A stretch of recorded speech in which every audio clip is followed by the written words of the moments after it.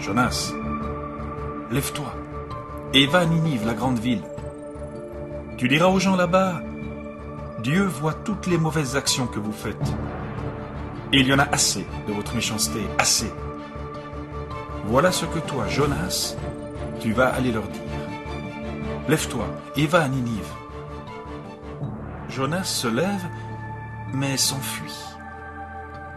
Il ne veut pas aller à Ninive, et encore moins dire aux habitants que Dieu en a assez de leur méchanceté. Il arrive au bord de la mer, et là, il voit un navire.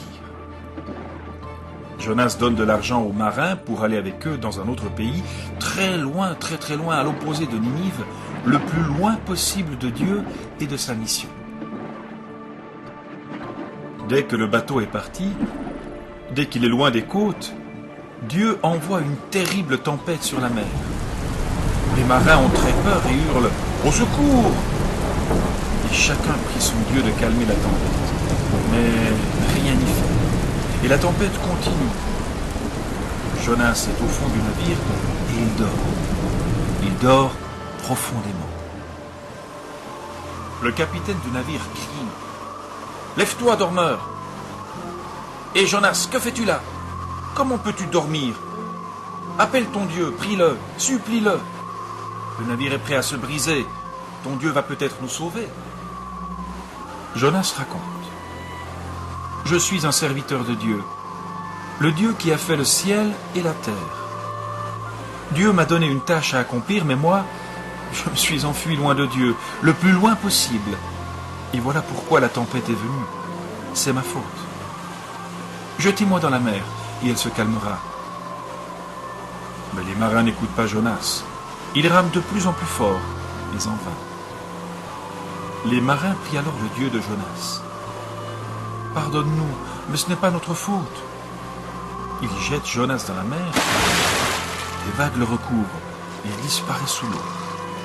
Un gros poisson envoyé par Dieu l'avale, et la mer se calme. Les marins ont de la crainte pour Dieu.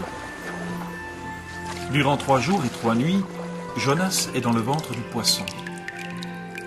Jonas prie Dieu. « Ô Seigneur, je t'appelle, tes vagues me recouvrent. Sauve-moi de cette eau profonde. C'est toi qui me sauves. » Après 3 jours, le gros poisson recrache Jonas sur le bord de la mer, sur un ordre de Dieu.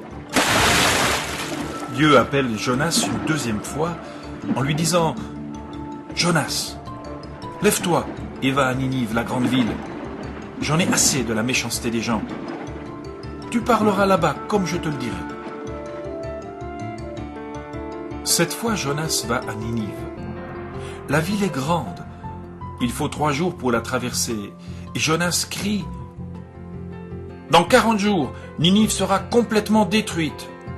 Dans 40 jours, Ninive sera complètement détruite. Dans 40 jours. » Les gens de Ninive croient ce qu'il dit. Le roi aussi le croit. Du plus riche au plus pauvre, il croit en Jonas. Le roi ôte sa couronne, il prie Dieu et les gens prient avec lui. Ils veulent renoncer à la méchanceté, ils veulent changer. Et quand Dieu voit cela, il dit « Je ne punirai pas cette ville, je vais changer d'avis. » Pendant ce temps, Jonas attend en dehors de la ville. Il attend que la ville brûle, s'effondre ou explose. Il est assis à l'ombre d'un petit arbre et est tout heureux d'être à l'ombre. Il est en colère parce que Dieu ne punit pas les gens et parce que la ville est toujours debout.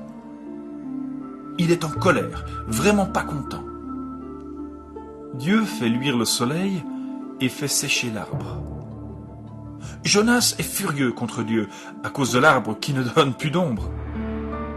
Et Dieu dit « Jonas, tu voudrais que cet arbre continue à vivre et tu ne veux pas que je laisse vivre les gens de Ninive avec tous les enfants et les animaux.